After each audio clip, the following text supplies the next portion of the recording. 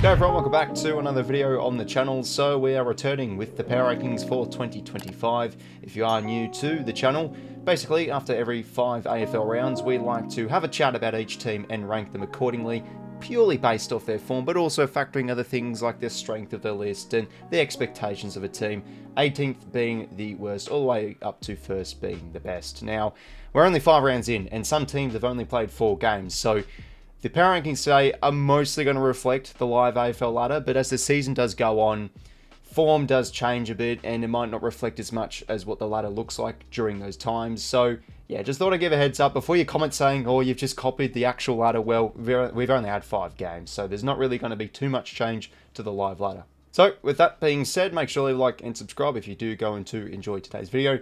And let's start off with 18th, and not really much surprise here. We are going to be going with the West Coast Eagles. Haven't been able to pick up a win, 0-5, I think one of the lowest percentages out of any team in the competition. And yeah, just looking like a total mess. In their midfield as of late, they've dropped Tim Kelly. They're playing a very young midfield on-ball group. Currently, you've got Clay Hall, Tom Gross, a bit of Jack Hutchison in there as well. With Jeremy McGovern and 𝐼𝐴𝐴𝐿𝐴𝐴𝐿 being out, they are really missing a bit of experience. I'd say one of the few positives was their hit out against the Lions in round 2. They really brought it up to them in the contested footy, but just ran out of petrol tickets as that game did go on. And they look like one of the least fittest sides in the comp, just watching them. So not much surprise here, the Eagles in 18th. Move on now to 17th, and I'm going with the Melbourne Demons, one of the more disappointing teams to start off 2025. You could make a case, perhaps you could put Richmond below them, given that Melbourne are a far more superior list in terms of talent than Richmond. Expectations much higher, but oh geez, they've been really disappointing. 0-5 start, one of the lowest percentages out of any team in the competition with just 60.6, and just like West Coast, in quite a bit of a mess with their list and the coaching dramas with Simon Goodwin. Could he be sacked? The past few years, Melbourne's biggest weakness would have to be their connection inside 50, but at least they're contested and the defence really stood up. But that's not the case in 2025. They're getting well beaten in those areas, and they actually were quite good in the centre clearances against the Dons. But I heard on the radio this morning that they kicked 1 point. 1 point from all those centre clearances they had. I think it was about over 15. So that just goes to show their real connection issues going forward. They were pretty unlucky not to get the win over the Giants in round 1, but apart from that, they just haven't been good enough from a four-quarter perspective. So the Ds for me have to be in 17th, one of the more poorer teams to watch out of any team in the comp. In 16th place here, we are going with the Richmond Tigers. I think with how they started off the year, given their very low expectations of a very young list and playing a lot of kids, they deserve to be out of the bottom 2. And of course, they actually are a team that has won a game, where a lot of people predicted them not to even win a game for 2025. To be fair, it's been a few weeks now, but just one of the biggest ball overs we've had in years. Just built that performance of pure manic pressure and team efforts, everybody buying in. And we've seen that across the span of the first few games for 2025 with the Tigers, but their disappointment would have to be their second half. I felt they've started games well, like against St Kilda, a bit against Fremantle as well, but they've just really fizzed out of matches. They're just unable to keep up their pressure as games do wear on. I think the Tigers will continue to be a thorn in some good team sides. To be fair, they finished off the game, I thought, on a positive note against the Lions. But they have, from what we've seen in that round 1 match against the Blues, they definitely have the effort and the intensity to go on and cause a bit of a ball over, perhaps for the remainder of the year. So yeah, impressive start, I think, given their circumstances, with at least picking up a win. And I've got the Tigers in 16th. And to round out the bottom 4 here, not really too many surprises with the North Melbourne Football Club. So this perfectly reflects the live AFL ladder, but as we've said before, it's still early days, so we can't really make many changes with the power rankings. Yeah, North have the highest percentage out of any team in the bottom 4, thanks to kicking over 100 points in their massive win over the Ds, and that's probably their best win in quite some time. It was and that's just a refreshing result, not only for North fans, but just for neutral supporters, seeing North play some really expansive and some attacking footy. We've talked about their midfield for quite some time. When it gets on top, it's damaging, and they belted the Demons around the footy. I think they kicked around 8 goals from clearances. So some positive signs to definitely identify with the Kangas with their first 5 rounds. but we are still seeing a bit of the same old. I think a lot of mistakes in the back half, some poor turnovers, just are looking a little bit mistake prone. They've been in games a lot more, unlike last year. They've been competitive, but they have fizzed out, like that second half against Sydney and somewhat against the Crows too. For the long run, the Roos still need to get a lot better defensively, but for the ball, they I think have some revelations. Paul Curtis probably having a career best year. Costante's been a nice recruit, applying his pressure well. Parker's definitely been a handy acquisition with his clearance work. So a bit of good and bad for North Melbourne to start off the year, but they want to see more wins on the table. Just an absolute must if this team wants to improve. Then in 14th, I just have to go with the Carlton Footy Club here, given they do hold a 1-4 record and the teams above them do have 2 wins or more. What a disappointing start of the year for Carlton. 0-4 they began, but a win that was absolutely needed against the Eagles. And to be fair, if they kicked straighter, probably would have won that game by over 120 points. The Eagles were definitely putrid. But there has been some upside with Carlton. I know their fan base would not want to talk about that, but they've led at half-time in every single one of their games, but they've just had such poor third terms, especially. From what we saw against the Tigers especially, they just turn into panic mode and they aren't able to get the game on their terms. They have some poor turnovers in the back half that lead to goals. They really get panicked under heavy pressure, and that's what the Tigers were able to bring. But then it's like against the Pies, where they're well beaten in their own good game of contested footy, and they just can't dictate the game through their ball movement. We've seen as the weeks have gone on, Carlton have tried to change their ball movement a bit, be a little bit more aggressive in the corridor, but that just fell apart in the third term against the Pies. So as we say again, got the win they needed against the Eagles to finally notch up their first win. Big question though is, where do they go from here? Was that the win they needed for a bit of confidence? Because with how they've moved the ball especially, that has been a bit of an issue. So given the first 5 rounds for the season, do have the Blues in 14th. Moving up into 13th, and I've got the Bombers here. Wins over Port Adelaide, where their contested stuff really got the better of them, and a spirited win in that 4th term late, and got the job done against the Demons back on Saturday night. Apart from their wins though, they've been disappointing in some of their outings against the Crows, conceding 160 points, and defensively absolute liabilities everywhere. But post that loss against the Crows, they have been able to tighten the screws defensively, only conceding 60 points to Port Adelaide and 57 to Melbourne, and the absence of Jordan Ridley, to be fair, really hindered Essendon's defence in that loss to the Crows. And there was also that round 1 loss against the Hawks. I did stream that game, and they were pretty impressive, beating the Hawks convincingly around the footy, but it was just their connection inside 50, and still probably remains an issue for the most part. But they've got 2 wins in a row now. They've had their early bye, so a bit more of a rejuvenated team compared to others around the mark. They're actually sitting 3rd in the comp for contested possession differential, so they are doing a lot of good stuff on the inside. It's going to be an interesting next few weeks, I think, for Essendon to see where they will be at with now 2 wins on the trot. So Essendon going to have them in 13th. Next up, in 12th place, this is a team that has most definitely surged their way up the power rankings with their big win on Sunday night, and it is Port Adelaide. Reminding to the competition that this side, when they are fit and when they are playing good football, they still are a finals quality side. They've lacked cohesion the first few weeks, I think, Port Adelaide, in some of their losses. We saw it against the Saints, just panicked and rushed their ball use, but they were able to just bring back some manic pressure against Hawthorn. Their contested work and their midfield's been a big letdown. The heads dropped against the fourth, especially in that 4th quarter against Essendon, and we all know, of course, what happened against St Kilda. But for them to just brain them in the clearance game and get the best out of Zach Butters, who's now played 2 games in a row, he just completely changes that side with his smart ball use, attacks the footy so well. Could the new move of Connor Rozee to halfback really elevate their ball use coming out of the back half? That's also been a bit of a shaky area as well. Jordan Sweet's been a real physical ruckman, and forward the ball, 𝐬𝐡𝐼𝐻 has had a good start to the year, posing as a damaging forward target. So before that win against the Hawks, their contested stuff and just their brand was totally blown out of the water. So now, with that win against Hawthorn, are they going to start straightening up their seasons? Big test against the Swannies at the SCG on Sunday. So Port Adelaide going to have them at 12th. At 11th position, going to be going with the Doggies here. Currently have a 2-3 record, and if you were to say at the start of the year that the Bulldogs would be 2-3, but 3 of their losses have all been when they have controlled games well and they've been in very winnable positions, I'd say the Dog supporters would be pretty delighted with that, given their outs with Bontempelli, Treloar, Cody Weightman, etc. They've been pretty resilient and impressive to watch with those outs. Some players have come in and made an impact. Matt Kennedy's been a fine recruit, playing mostly as an on-baller, probably one of the best on ground against his former side of the Blues. Joel Frazier, the youngster, only in his second year, he had some great first few games of the season. Richard's also been a great inclusion into that midfield. To be fair, he did play midfield the back half of last year.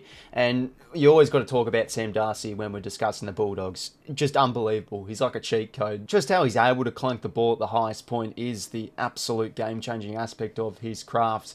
We've seen 𝐼𝐻𝐸 struggle against him a little bit, but in terms of the negative side of things, there has been a bit of the same old with the Dogs with the past few seasons. Their inability to defend transition, and especially they're just conceding a run-on of goals. They saw it against Fremantle. They conceded about 6 in a row in that second term. And what on earth happened in that second half against the Lions? They're just having a bit of trouble with defending ball movement and especially momentum. So as we say again, I think you can give the Dogs a bit of a pass mark given they're out. 𝐸𝐴, I'm pretty sure he's going to come back this week. They're top 3 in the comp for ground ball gets, but bottom 4 in the competition with conceding points from defensive half. So that's an area they do need improving. I've got the Dogs in 11th. Next up, in 10th position, I do have the Sydney Swans here, another team that does have a 2-3 record. Certainly have had an interesting start, and the injuries are starting to pile up a little bit for the Swans with some personnel issues. They're yet to have Logan McDonald play. They've had Papley go down. Gordon's definitely been a big out for them as well, because as the season has started for the Swans, as we've seen in the first few games, they've lacked a bit of cutting edge, and they've looked a bit fumbly when trying to chain the footy through the middle of the ground, and that's unlike them. Now, the Swans have been one of the best turnover sides the past few years, but haven't really been able to capitalise off opposition's mistakes. We're able to get back to their strengths against North Melbourne, but to be fair, it is the Kangas. Their pressure that second half really dropped off, and the Swans just swapped the ball through the middle of the ground, and yeah, it was evident the next week against the Pies, a bit of a reality check against a much more stronger team defence, and a side that guards the corridor really well. The Swans struggle to find some answers, and that's been a bit of the Swans in the past. When opposition teams block the corridor, they do struggle to find avenues to goal. A bit of the same old of last year, not really too great looking in the clearances, and they've had games where the contested stuff just isn't good enough. Like the Lions really beat them well in that second half, and from the second term onwards, the Pies really beat them well in that area too. But with Sydney, there's definitely upside with them. They're a very good home and away season side. I think they will get the ball rolling. Perhaps it was a loss they needed against the Pies just to have a bit of a reset and a bit of a reality check knowing where they are at, and it is still a long season to go, so the Swans got them in 10th. Moving up into 9th place, going to be going with the St Kilda Footy Club here. They've been one of the more impressive teams to watch in 2025. A lot of people, including myself, had them for the bottom 4, but to be fair, my early thoughts with the Saints back in December was I think they could push into mid-table, perhaps finals, but we are seeing it early on with the first 5 games.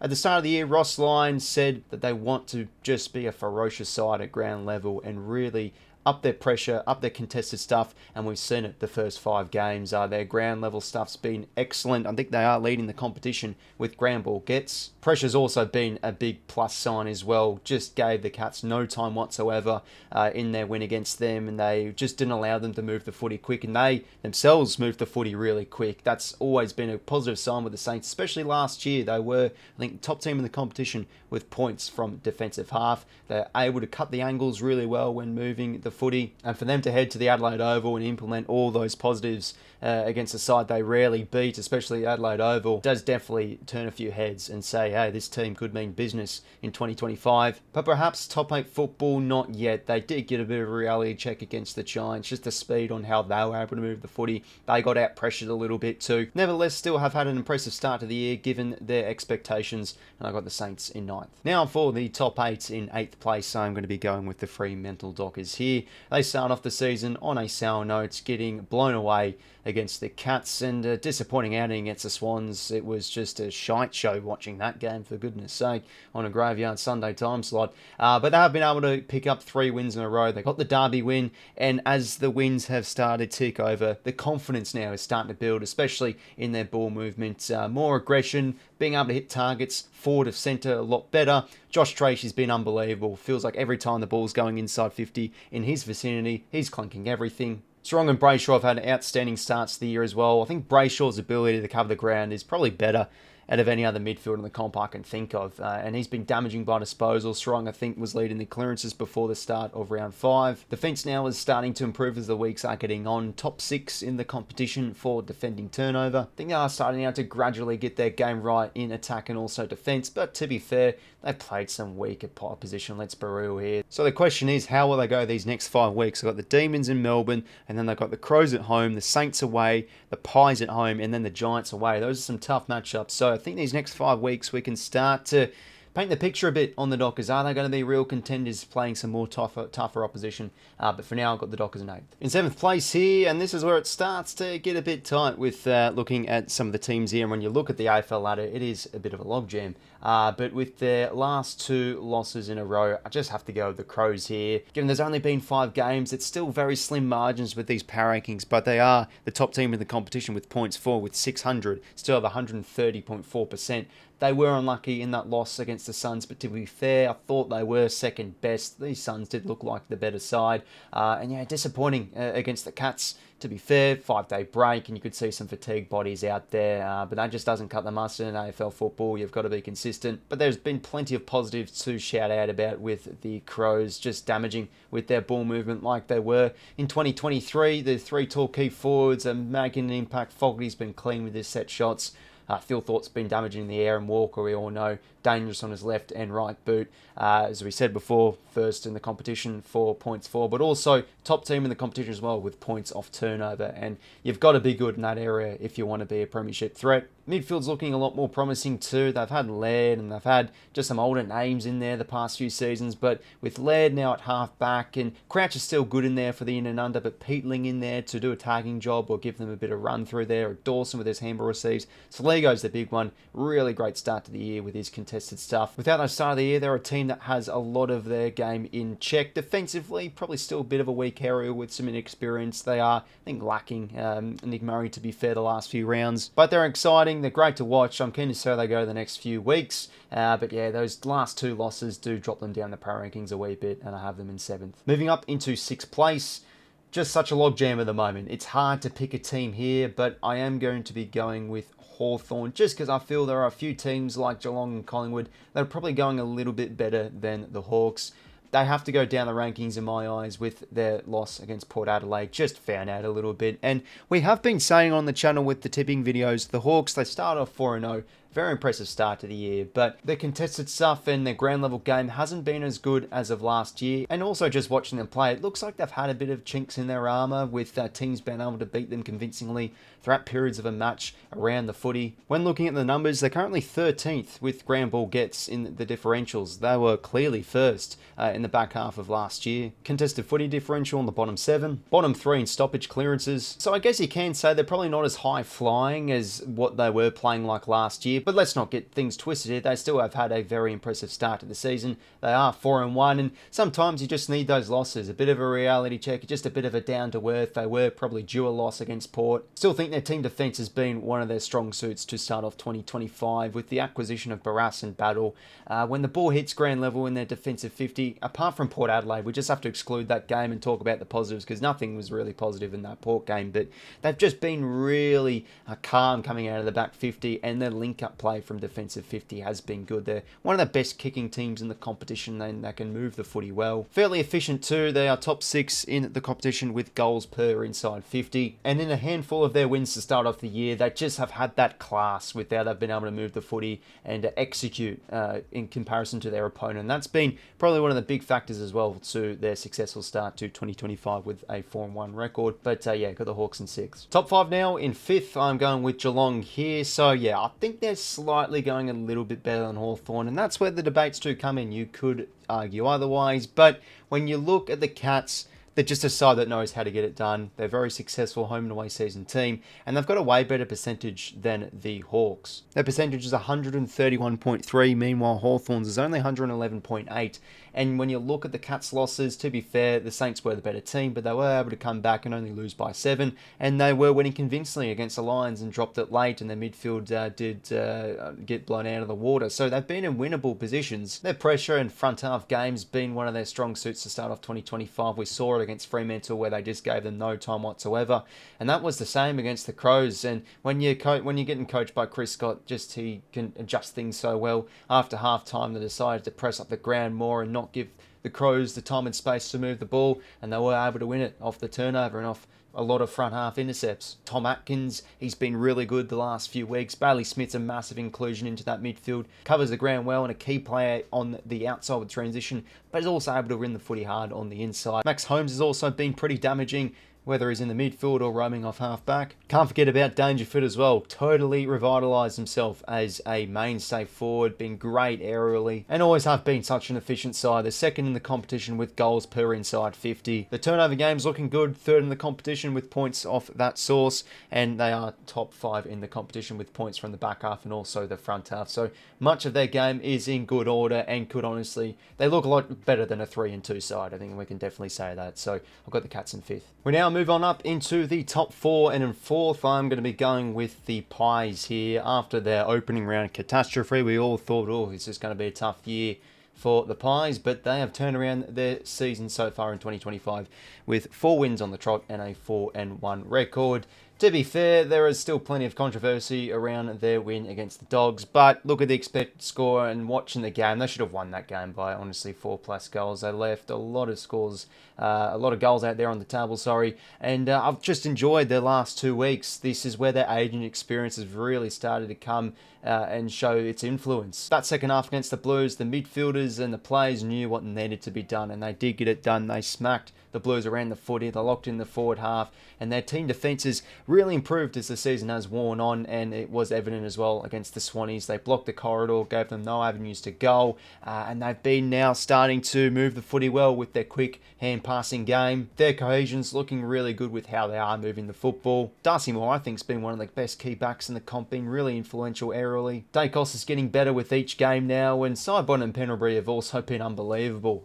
Been massive influences with their on-ball brigade and just their composure in traffic and making the right decisions. So yeah, as I've said, I think their agent experience is really starting to show and pay dividends now. They've been quality in key areas of the game, whether it's scenario-based footy in their close win against the Dogs, or just knowing what to do and knowing what to fix with some games against the Swans and also the Blues. So they're currently sitting on 4th in the live ladder, and I've got them in the top 4 in 4th with my power rankings. Up into 3rd place now, and we are going with the Gold Coast Suns here. How about their start to the season? They've only played 4 games, with their opening round game being cancelled, but 4-0, their best start in club history. And geez, are they looking great to watch. Midfield looking dominant. Matt Rowell, Anderson have had great starts to the year. 𝐓𝐶 Miller's been a revelation for them, playing a bit more of a 4 role, but also joining the midfield too. Humphrey's been great in there, but you can see now they're starting to approach and look like a bit more of a Damien Hardwick, Richmond style. Their turnover game, I think it's one of the best in the competition with points off turnover. They're having a lot of handball receives too. They're wanting to go long and direct and move the footy quick. And all about the pressure too. I thought that was the key factor in their win over the Crows, just turning the ball over in dangerous areas and capitalising on it. They're clearly the best team in the competition. Points off forward half, their average is 66.3. The second best is Brisbane, 52.2. So bit of a gulf there. Also just looking mentally tougher too. That was one of their biggest issues last year. Away from home, they couldn't get it done, but they've headed to the G against the Demons, and they've headed over to Perth, and they've won convincingly. And they were challenged by North Melbourne too, but their midfield got to work and beat them well around the footy in that area. A lot of their game in good check. They're fun to watch too. Could this be the year where they finally make finals football? I think every neutral fan says, yes, I hope so. So undefeated start for the Suns so far, got them in 3rd. In 2nd place here, going to be going with the GWS Giants. Not really too much surprise here. Got a 4-1 record, got a percentage of 145.4. Their loss did come against Hawthorn, and just an uncharacteristic second half where the players' heads really dropped and they were just getting well beaten with the Hawks ball movement, but they've been very good nonetheless to start off 2025. They're just such a well-balanced side across all facets of their game. They're just so well drilled, and they're a really fit side as well. I was hearing about Jake Stringer when he first came to the club. He was shocked with the standards they had in pre-season in comparison to like an Essendon. They're a fit team too. They run out games really well, and they're just great playing away from home. The speed on how they move the ball is hurting teams. That's definitely what happened against St Kilda on Sunday. And forward of the ball, they're having their dangerous options being in good form. Hogan kicked 9 goals against the Eagles. He's looking awesome with clunking his marks. And Toby Green, down year last season, but has had a promising start to the year. A lot of that game in good order, defending well. I think in the midfield, probably have games where they're still getting beaten numbers-wise, but it's their pressure what really makes up for it. That can cause and force turnovers, and they're just looking really damaging when they get the ball back in dangerous areas to the Giants. So they've had a great start to the year, looking like a well-drilled and well-balanced team. So the Giants in second. And that leaves in first place here, and it is the reigning premiers, the Brisbane Lions, with a 5-0 record. It's been an interesting one to look at though, Brisbane. They are the polar opposite of last year. Last year, Brisbane, when they really hit form, they were one of the best starting sides. They always started the games off well, but they remind me like the 2024 Sydney Swans, where they are slow starters, but then they really click into gear and get their game in good check. Against the Swans and also against the Cats and the Dogs game, especially on the weekend too, their midfield just turns it up to the next level. They're able to win a lot of contests at ground level in those second halves and just capitalise well in the front half. But including the second halves, there's just been so much to like. Their depth has been tested a little bit. And how about those Ashcroft brothers, eh? They've had outstanding starts this season, especially Will. And both of the brothers too, they just look so clean in traffic. They're an absolute threat when they do have ball in hand, the Brisbane Lions, and it's hard to go past Brisbane, putting them at the top of the power rankings here with a 5-0 start. Just a question though on if they can fix some of these slow starts. So everyone, there are my power rankings at the end of round 5 for the 2025 AFL season. Let me know your thoughts down below.